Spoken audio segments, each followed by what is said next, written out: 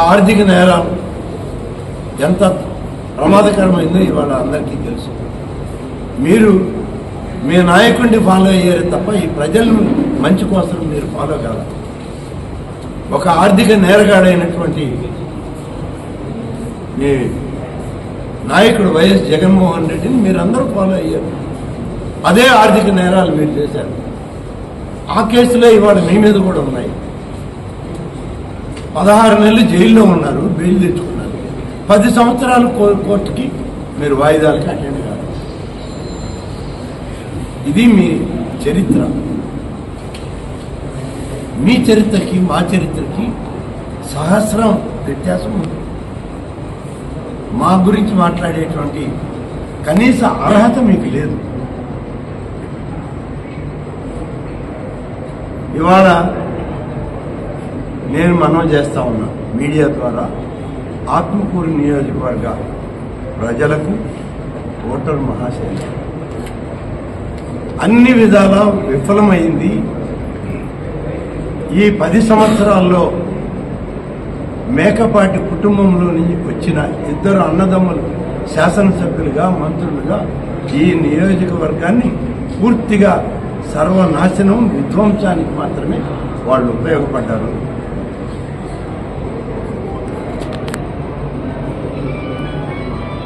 పీకేపాడు దగ్గర ఇసుక రీచ్ పెట్టి మొత్తం ఇసుక దోచుకుపోతుంటే మీకు తెలియదా?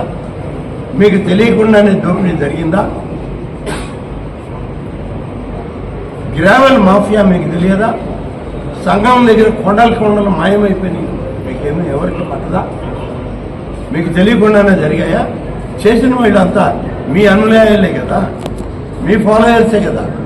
దానిలో ఇవాళ కొల్లగొట్టింది, ఎర్రమట్టి కొండల్ని కొల్లగొట్టింది మీ ఫాలోయర్సే. సోమశిల దగ్గర ఉన్నటువంటి పడమటికి అమ్మంపాడు రీచ్లో ఇసుక మొత్తం కోట్లాది రూపాయలు ఇసుకను దోచేసింది మీ అనుచరులే. ఈ విధంగా దోపిడీ జరుగుతుంటే కళ్ళప్పగించి చూసి, లేకుంటే వాళ్లతో మీరు కూడా భాగస్వాములే ఈ దోపిడీలో. ఇవాళ ఆత్మకూరు ప్రజల ముందుకు వచ్చి లంగనాచి కబుర్లు చెప్తారా? ప్రతి దాంట్లో మీ భాగస్వామ్యం ఉంది. వైఫల్యంలో మీ భాగస్వామ్యం ఎంత ఉందో దోపిడీలో కూడా మీ భాగస్వామ్యం ఉంది. ఇది ప్రజలకు కళ్ళకు కట్టినట్టు కనబడుతుంది. దీన్ని ఎవరు కూడా కప్పిపుచ్చుకోలేదు. ఈ సందర్భంలో నేను మనవి చేస్తాను, నా ప్రాధాన్యతలు ఆత్మకూరు ప్రజలకు చెప్పుకోవాలి.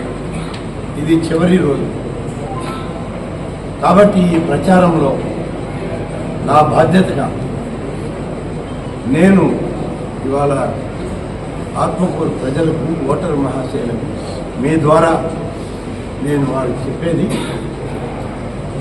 నా యొక్క ప్రాధాన్యతలు మీరు ఆశీర్వదించి 2వ దఫాగా శాసనసభకు నన్ను ఎంపిక చేయండి. అలాగే వేమిరెడ్డి ప్రభాకర్ రెడ్డి గారిని ఎంపిక చేయండి. ఈ రాష్ట్రంలో తెలుగుదేశం ప్రభుత్వం అధికారంలోకి వస్తుంది. కూటమి అభ్యర్థులు విజయం సాధిస్తున్నారు. చంద్రబాబు నాయుడు గారు ముఖ్యమంత్రి అవడం 100కి 100 ఖాయమైంది. ఈ సందర్భంలో నేను మన ఆత్మకూరు ఓటర్ మహాశైలికి నా ప్రాధాన్యత ప్రధానమైనటువంటి మాత్రమే చెప్తున్నా.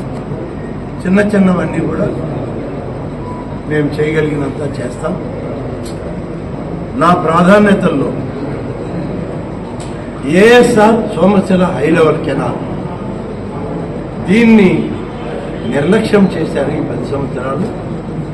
దీన్ని మొదటి ప్రాధాన్యతలో ఈ ఏఎస్ఆర్ సోమశిల హై లెవెల్ కెనాల్ని ప్రభుత్వం దగ్గర పెట్టి నిధులు సాధించి రాబోయేటువంటి 2 సంవత్సరాల్లో 1600 కోట్ల రూపాయలు విడుదల చేసే ఈ ప్రాజెక్టుని రివైజ్డ్ ఎస్టిమేషన్లో పెరుగుతుంది.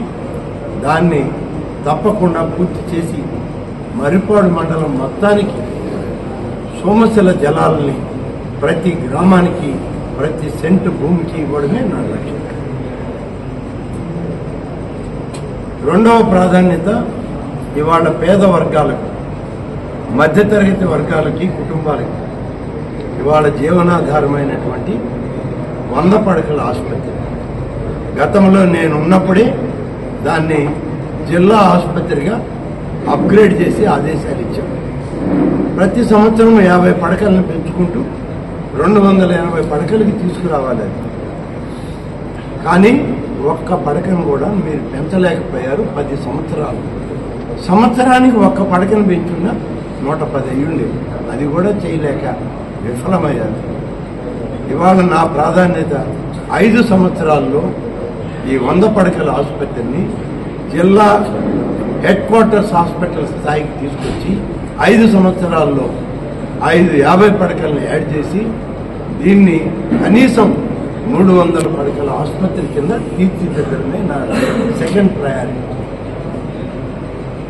థర్డ్ ప్రయారిటీ, పార్లమెంట్ అభ్యర్థిగా వేమిరెడ్డి ప్రభాకర్ రెడ్డి గారు, నేను ఇద్దరం కలిసి కేంద్ర రాష్ట్ర ప్రభుత్వాలలో ప్రాజెక్ట్ అయినటువంటి నడికుడి శ్రీకాళహస్తి రైల్వే లైన్ ఏదైతే ఆత్మకూరు నియోజకవర్గం మీద పోతుందో ఆ ప్రాజెక్టుని కేంద్ర ప్రభుత్వంతో రాష్ట్ర ప్రభుత్వంతో మాట్లాడి ఆ ప్రాజెక్టుని టేకప్ చేసి రాబోయే 3 సంవత్సరాల్లో ఈ యొక్క ప్రాజెక్టుని కంప్లీట్ చేసి రైల్వే లైన్ ఇచ్చి, రైల్వే లైన్ నడికుడి శ్రీకాళహస్తి మధ్య కాదు, దీనికి ఇంటర్లింకింగ్ ఒక లైన్ ఉంది.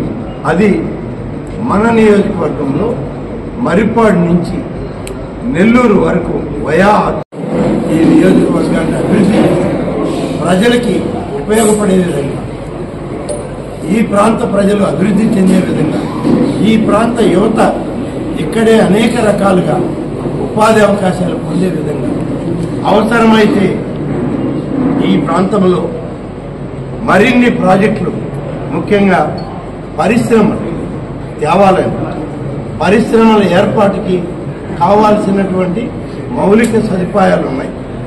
జాతీయ రోడ్లు, రైల్వే లైను,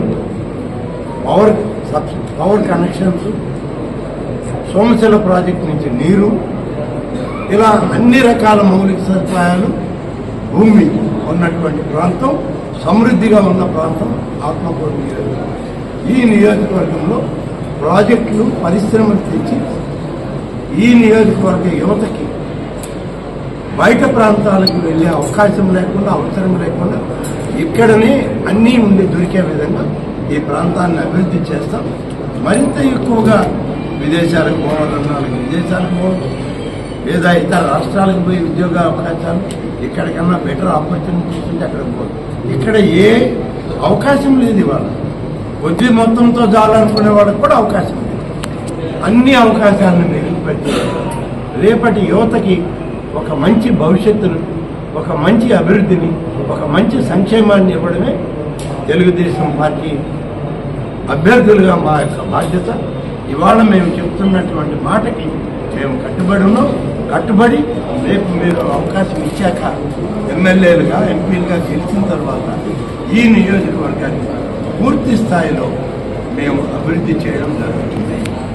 అంతే తప్ప 10 సంవత్సరాలు ఏమీ చేయనటువంటి శాసనసభ్యులు 5 సంవత్సరాల అధికారం వచ్చిన తర్వాత తన సొంత జిల్లా నెల్లూరు జిల్లా అనేది మర్చిపోయి 4.5 సంవత్సరం విశాఖపట్నంలో దొరిచేసి బ్రాండీ బుడ్లు తయారు చేసేటువంటి ఫ్యాక్టరీ పెట్టుకుని విషపూరితమైనటువంటి బ్రాండీ బుడ్లు అమ్ముకున్న విజయసాయి రెడ్డి ఇవాళ నెల్లూరు జిల్లా మీద కపట ప్రేమ చూపిస్తుంటే ఆ ప్రేమకు కరిగిపోవాలంటే ఇక్కడ అంత అమాయకులైనటువంటి ప్రజలు, ఓటర్లు ఎవరు లేరు. నీదే ఒక నేర చరిత్ర, మద్యం కాడి నుంచి అన్ని కొల్లగట్టిన చరిత్ర నీది. నువ్వు ఏటుగా కోట్లాది రూపాయలు దోచేసిన చరిత్ర నీది. ఇవాళ ముద్దాయిలుగా బెయిల్ మీద తిరిగేటువంటి వాళ్ళు శాసనసభ. దురదృష్టం, ఇటువంటి వాళ్ళు ప్రజా జీవితంలోకి వచ్చి మేము ప్రజలకు సేవ చేస్తామంటే ఆత్మకూరు ప్రజలు అంత అమాయకులు కాదు. ఆత్మకూరు ఓటర్ మహాశైలు అంత త్వరగా వీళ్ళ చేతుల్లో మోసపోతారని నేను అనుకోవడం లేదు. మంచిని కోరుకుంటారు, అభివృద్ధిని కోరుకుంటారు, సంక్షేమాన్ని కోరుకుంటారు. మా మీద వాళ్ళకి ఆ నమ్మకం ఉంది, విశ్వాసం ఉంది. మేము కూడా ఆ విశ్వాసాన్ని నిలబెట్టుకునేదాన్ని రెండవ దఫా అవకాశం ఇవ్వమని, ఇచ్చినప్పుడు 5 సంవత్సరాల్లో గతం కన్నా ఎక్కువగా పనిచేసి చూపించి మీ దగ్గర మరి మన్నలను పొందే విధంగా ఆత్మకూరు ప్రజల యొక్క హృదయాల్లో శాశ్వతని స్థానాన్ని సంపాదించుకోవాలనేది నా కోరిక, నా ఆకాంక్ష. తప్పకుండా నేను ఆ విధంగానే